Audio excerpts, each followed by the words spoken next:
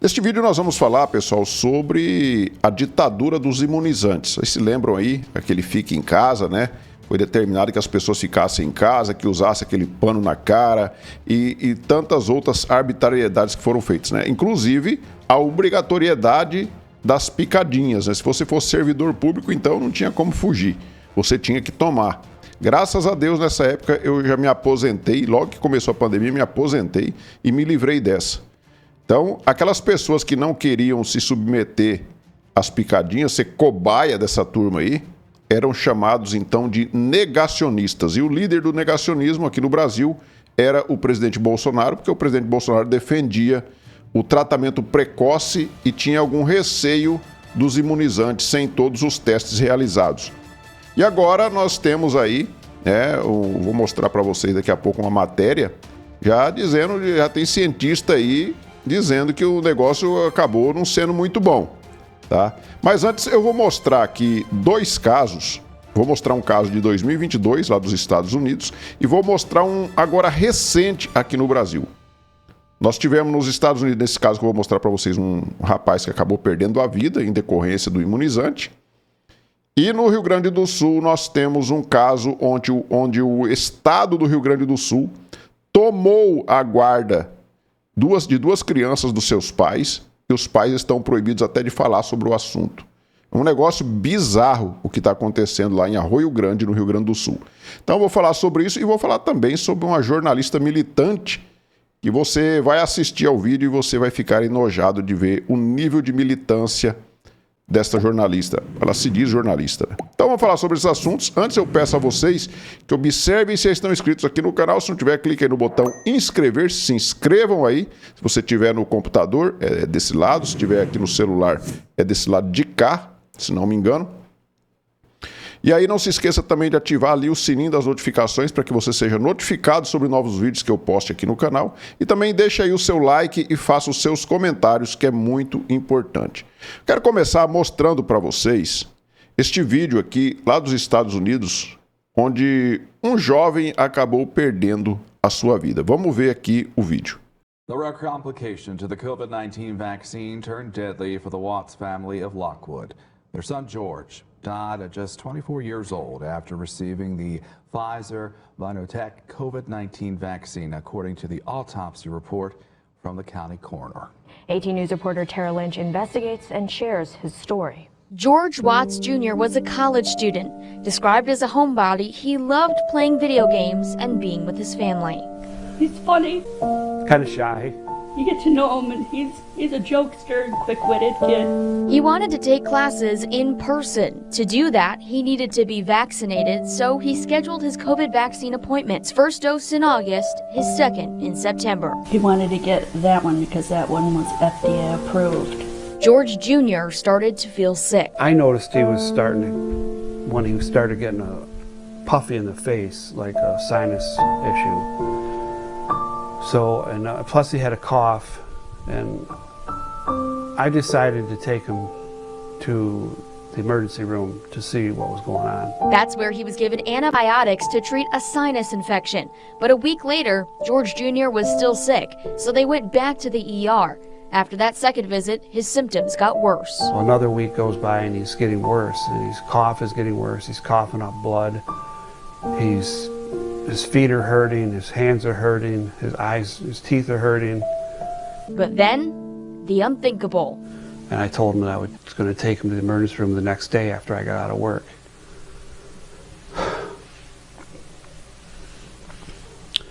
We never made that trip to the emergency room. George Jr. collapsed in his room on October 27th and was pronounced dead later that morning. His dad describes him as healthy, saying he had no underlying medical conditions. An autopsy report from the Bradford County Coroner's Office shows George Jr. died from, quote, COVID-19 vaccine-related myocarditis. Myocarditis is how I ruled it. Have you seen anything like this before? We are currently working on other cases that are Related to vaccine and booster-related issues within our county, yes. Bom, você viu aí que o rapaz, um jovem de 24 anos, ele queria assistir às aulas presenciais, mas para isso ele tinha a obrigatoriedade de tomar o imunizante. Então ele preferiu ali um imunizante da Pfizer, né, que já era ali autorizado pela FDA, que é um órgão, o órgão de saúde lá dos Estados Unidos, administração de alimentos e medicamentos, alguma coisa assim, ligado ao Ministério da Saúde lá nos Estados Unidos. Então, como esse imunizante da Pfizer já estava aprovado, ele tomou e acabou se dando muito mal, né? Você viu aí depois da autópsia, comprovou que ele perdeu a sua vida em decorrência de ter tomado aí o tal imunizante. Então, esse é apenas um dos casos que a gente vê. Mas se for procurar na internet, você vai achar, sei lá, centenas de casos que falam sobre isso. Aqui no Brasil mesmo nós tivemos vários casos suspeitos aí. Mas você vê que o sistema se recusa, você vê a grande mídia se recusando a falar sobre este assunto, até porque eles fizeram parte do sistema aí dessa ditadura do Fica em Casa. A grande mídia ajudou e muito, foi um dos braços mais fortes aí desse sistema. Então, eles estão se recusando a falar sobre isso. Mas nós temos vários e vários casos. Acho que, inclusive, tem uma mãe aqui de um jovem também que era advogado aqui no Brasil, que, inclusive, ganhou indenização por conta disso. E aí, nós temos agora este absurdo que eu vou mostrar para vocês agora, que é um caso lá do Rio Grande do Sul, onde os pais perderam a guarda dos seus filhos menores, porque eles foram no médico e provaram que os filhos tinham comorbidades que não poderiam receber estes imunizantes, e mesmo assim o Estado tomou a guarda dos seus filhos. Vamos dar uma olhada aqui então neste vídeo. Vocês sabem quem é esse casal? Essa aqui é a Paola, esse aqui é o Douglas. E eles moram em Arroio Grande. Eles têm 2 filhos, um de 1 ano e outro de 4 anos. E o que acontece? Por decisão da médica foi suspenso o PNI, o Plano Nacional das Picadinhas, né, para as 2 crianças por problemas de saúde. E agora vem a coisa mais estarrecedora. Essas crianças foram retiradas da casa de seus pais de madrugada, levadas para um orfanato, onde é conhecido por casos de estupros e assassinatos de crianças. Inclusive, 2 crianças foram assassinadas dentro desse orfanato. Mas eles foram retirados por maus tratos, por estupro, por violência, por negligência desses pais, por abandono? Não. Eles foram retirados porque a médica suspendeu o Plano Nacional das Picadinhas. Estarrecedor, né? Agora eles pedem ajuda para reaver os seus filhos que estão sequestrados pelo Estado numa ação bizarra e levados para um lugar de fato insalubre. Inclusive a Paola notou mudança de comportamento e algumas manchas roxas em um dos meninos e ela foi proibida de ver o que aconteceu, de levá-los para um banheiro, retirar as suas roupinhas e checar o corpinho desses meninos. Então vocês já imaginam o que pode estar acontecendo. O Estado tirou desta família, desse pai e dessa mãe, os seus filhos, porque por decisão médica eles não podem tomar picadinhas. É ou não é um absurdo, pessoal? E tem gente que fala que isso daqui ainda é uma democracia. Uma democracia onde os pais vão ao médico, conseguem um laudo dizendo que os seus filhos não podem tomar os imunizantes, que fariam mal para essas crianças. E mesmo assim, o Estado vai lá e tira a guarda. Certamente eles aplicaram os imunizantes nessas crianças, né? Eles foram lá e tiraram a guarda dessas crianças, levaram para um orfanato, um local onde já é conhecido por vários tipos de crimes com crianças ali. A mãe vai lá visitar as crianças, chega lá e vê a criança com mancha nas pernas, mancha roxa nas pernas e não pode falar nada, tem que ficar quieta. Ainda tem gente que jura que nós estamos vivendo num país democrático, né? E isso tudo por conta dessa ditadura do Fica em Casa, que ainda está até hoje prevalecendo, né? Até hoje a gente vê atos aí que são simplesmente asquerosos, como é o caso dessas duas crianças aí, tomadas dos pais pelo Estado. Aí nós temos aqui, né, essa notícia aqui é de ontem, líder do FDA liga vacinas, ou os imunizantes, não posso falar aqui, né, contra o vírus, a morte de crianças e propõe mudanças. Aí vamos ler aqui essa matéria aqui da Infomoney, ó, Infomoney. Imunizantes. Um dos líderes do setor de regulamentação de imunizantes, do Food and Drug Administration, que é a administração de alimentos e medicamentos dos Estados Unidos, Dr. Vinay Prasad, não sei se é essa a pronúncia, né? Vinay Prasad, propôs deixar mais rigoroso o processo de avaliação dos imunizantes. Os comentários foram feitos após o Prasad ligar ao óbito aí de 10 crianças a dose dos imunizantes contra o vírus, em um e-mail obtido pela imprensa internacional.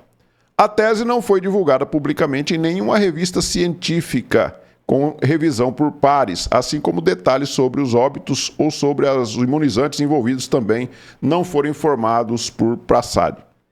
Em entrevista à Fox News, o comissário do FDA, o Mark McCarthy, afirmou que o órgão deve divulgar a informação ao público, aspas, não vamos simplesmente aprovar medicamentos sem ver evidências científicas, disse ele. Então você vê que já tem cientistas que já estão denunciando esses problemas aí.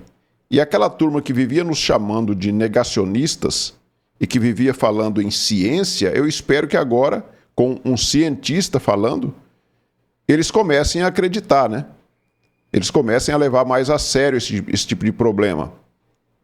Que foram várias coisas que aconteceram absurdas aí de pessoas que perderam suas vidas. Inclusive vários que tomaram várias doses acabaram perdendo a vida diante do vírus, quer dizer, não resolveu de nada. E pessoas como eu, por exemplo, que não tomou nenhuma dose e que não teve nenhum problema. Né? Agora mesmo eu estou com uma gripe muito forte que eu estou suspeitando que seja o vírus. Mas é uma coisa que você acaba passando como se fosse uma outra gripe qualquer, talvez um pouco mais forte, mas você não tem nenhum problema mais sério.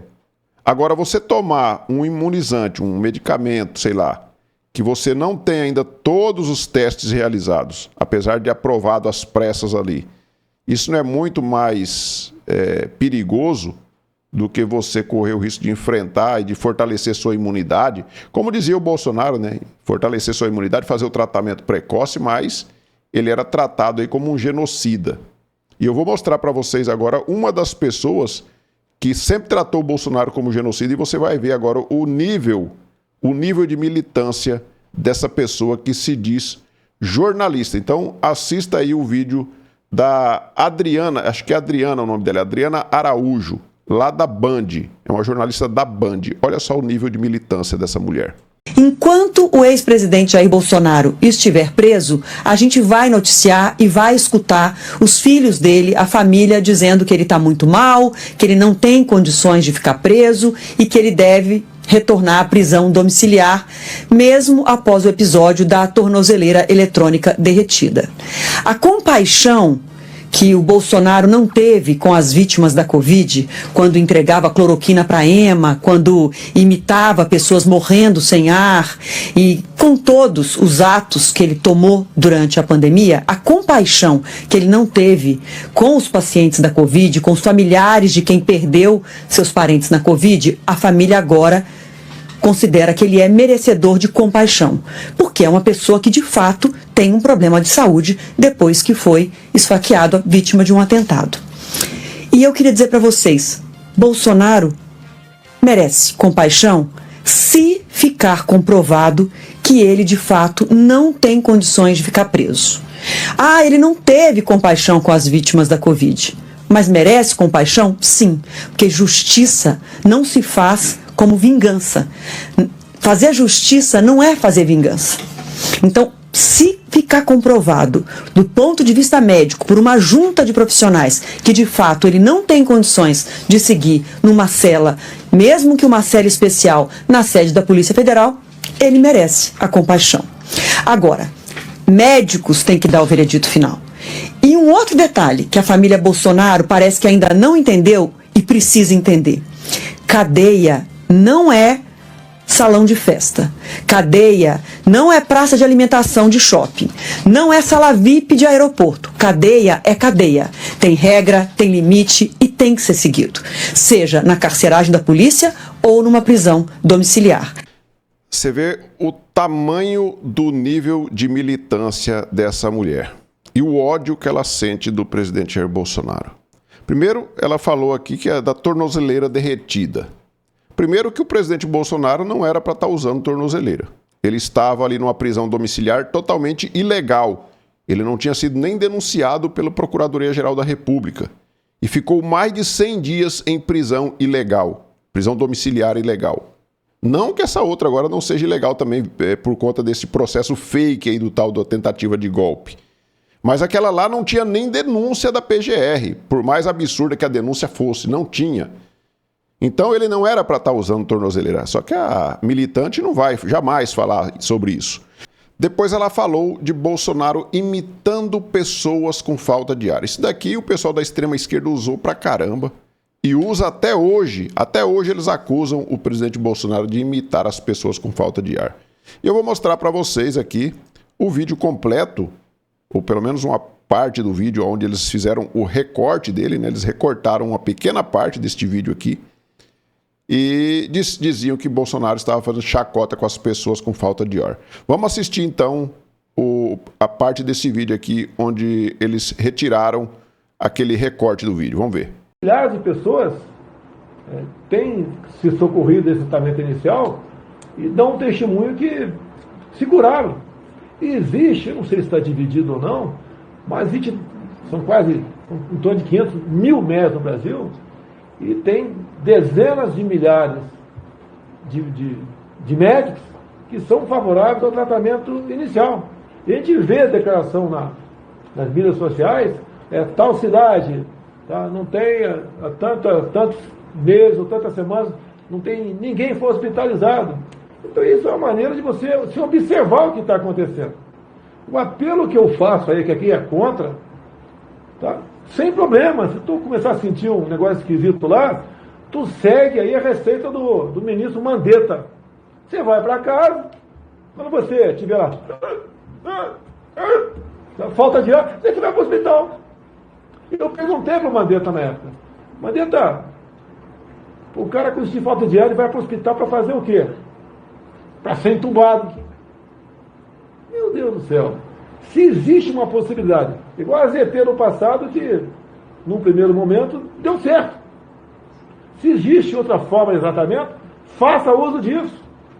Ou seja, você via claramente que o presidente Bolsonaro estava ali defendendo o tratamento precoce, e aí falavam que não tinha comprovação científica o tratamento precoce, que grande parte da população fez, inclusive eu fiz, a minha família fez, né, azitromicina, cloroquina, zinco, esses remédios aí que o presidente Bolsonaro falava, e ele não falava por conta dele, não. Isso aí ele conversou com médicos, com cientistas. E muita gente foi salva com esses remédios. E não precisou nem tomar os imunizantes. E aí estava claramente ali defendendo, e aí ele falou, falando para o Mandetta, né, que era o ministro da Saúde. Mandetta, você vai esperar as pessoas ficar com falta de ar, aí ele mostra ali como que é a falta de ar, para depois ir para o hospital para ser entubado, do que vai adiantar isso? Era simplesmente isso que o presidente Bolsonaro estava defendendo, só isso. Mas você vê a militante falando aqui que ele imitava pessoas com falta de ar. Ela fala também sobre compaixão, se tem que ter compaixão de Bolsonaro, porque Bolsonaro é o pior ser do mundo, né? É o pior ser do mundo. Para que ter compaixão do Bolsonaro, se ele é pior do que o Hitler? Desumanizaram, ficaram o tempo todo a imprensa desumanizando o Bolsonaro e o judiciário tratando ele da mesma forma, como se fosse o pior ser do mundo. Você vê hoje setores da grande mídia falando aí, o Supremo tem que voltar para a normalidade, porque foi uma exceção para punir os golpistas, quer dizer, eles assumem que o judiciário agiu fora da legalidade. Né? E aí fala depois, a cadeia não é salão de festa, cadeia não sei o quê. Quando o Lula foi preso por corrupção, julgado em todas as instâncias, desde a primeira instância, ele tinha uma sala VIP lá na Polícia Federal que ficava aberta. Ficava aberta. Todos os dias ele recebia várias e várias pessoas e dava entrevistas a toda hora. Aí não era um salão de festas. A militante não tem a capacidade de fazer esse tipo de comparação. Ela só fala do Bolsonaro porque Bolsonaro é que é odiado por ela. Ela não odeia o pessoal da esquerda, até porque ela faz parte do consórcio desse pessoal da extrema esquerda. Então, olha só o nível de militância. E por conta dessa gente aqui é que nós tivemos a ditadura do Fica em Casa. Foi por conta de gente como a dona Adriana que nós tivemos aí aquela ditadura do Fica em Casa, onde você era obrigado a botar aquele pano na cara que não servia de nada e você era obrigado a tomar os imunizantes. E essa gente tá aí até hoje com esse ódio, vendo o presidente Bolsonaro sendo torturado dentro de uma cadeia lá na Polícia Federal, sendo torturado. Tem até um vídeo que o Flávio Bolsonaro gravou hoje, ele foi visitar o pai dele hoje de manhã, ou foi ontem, não sei, e ele gravou um vídeo dizendo que o pai dele está muito mal, fica trancado dentro da salinha, não é nem todo dia que pode receber nem os familiares. Tem que agendar para ir lá visitar os familiares. E tem cronômetro lá nas visitas, é 30 minutos para cada um e só. Passou 30 minutos, já tem que sair. Totalmente diferente do que foi com o corrupto Lula da Silva, que é um ladrão e foi tratado com todas as benesses aí, além até do que preconiza a legislação. Né? Todas as benesses ele teve e a imprensa batia palma para isso. E até hoje não fala nada. O cara está de volta à presidência, foi arrancado lá da cadeia e colocado de volta na presidência com a ajuda dessa mídia podre que nós temos aí. Então é isso, pessoal. Peço a vocês que observem novamente, se já estão inscritos aqui no canal. Se não tiver, clique aí no botão inscrever, se inscreva aí, deixe seu like, faça os seus comentários e nós nos vemos no próximo vídeo. Fiquem todos com Deus. Tchau.